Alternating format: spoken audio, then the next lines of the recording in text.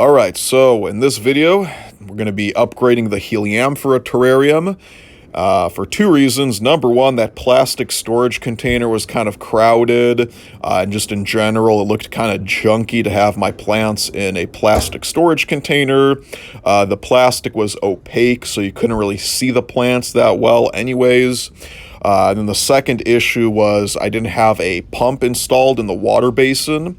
So basically every month I would have to take the lid off, take all the Heliamphora out, drag that, storage container full of water to the shower, dump it, and drag it back, and then just, there were around 4 gallons of water in there, so the weight of the water and just kind of tilting it over would eventually start warping and cracking that plastic, so I kind of had to upgrade it anyways, and I figured this time, instead of just buying a new plastic storage container, let me just use this bigger aquarium that I found, which, its size is just about right.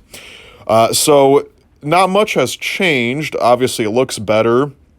We have the same LED lights on top. We have the humidifier blowing through a hole I drilled in the plexiglass. And then over in the corner here, we have a clear hose and that black cable that's going down to a water pump, submersible pump. So all I have to do is put that clear hose in a bucket, plug that pump in, and every time that water basin below the plant starts getting too full, we can just pump out all the water without having to screw around with, taking the plants out, taking the lights off, dragging this whole big heavy thing to the shower. So just a big functionality upgrade with the simple addition of that pump. The lights are the same. The only thing that's missing is the Peltier cooler because the fan on the front got rusted.